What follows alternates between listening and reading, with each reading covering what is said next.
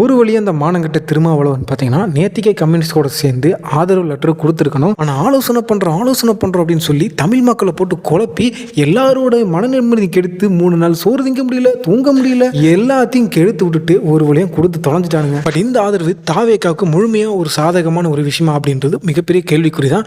ஏன்னா இதுக்கு பின்னாடி கண்டிப்பாக திமுக அப்படின்ற ஒரு கட்சி இருந்துகிட்டே இருக்கும், செயல்பட்டுட்டே இருக்கும். நாளைக்கு விஜய் அவர்கள் அந்த கரூர் விஷயத்தை விசாரிக்கணும் அப்படின்ற மாதிரி ஒரு ஆர்டர் பாஸ் பண்ணார் அப்படின்னு வச்சுங்களேன், கண்டிப்பாக ஆட்சி கலைச்சிருவாங்க. விஜய் அவர்களால் சுதந்திரமா ஆட்சி பண்ணவே முடியாது. தமிழ்நாட்டோட முதலமைச்சர் விஜய் அவர்களாக இருந்தாலும் மறைமுக முதலமைச்சராக ஸ்டாலின் அவர்கள் இருக்கிறதுக்கான வாய்ப்பு இருக்குது. இந்த ஒரு சூழ்நிலையில் நாளைக்கு விஜய் அவர்கள் செயல்பட்டா அதுக்கு முழுக்க முழுக்க விஜய் அவர்கள் காரணமே கிடையாது, நாமளும் ஒரு காரணம் தான். ஏன்னா அவர் முழு மெஜாரிட்டியில் நம்ம உட்கார வச்சிருந்தோம் அப்படின்னா எவனோட தயவையும் நம்ம எதிர்பார்த்து நின்றுக்கக்கூடிய அவசியம் இருந்திருக்காது. தமிழ்நாட்டுக்கு கவர்னர் ஆட்சி வந்துடக்கூடாது. அதே நேரத்தில் மறுதேர்தலும் சந்திக்க முடியாத சூழ்நிலையில் தான் திமுக அவங்களோட கூட்டணி கட்சிகளை தாவேக்காவுக்கு நிபந்தனையற்ற ஆதரவு கொடுக்கணும் அப்படின்ற மாதிரி சொல்லியிருக்காரு அப்படின்னு எனக்கு தோணுது.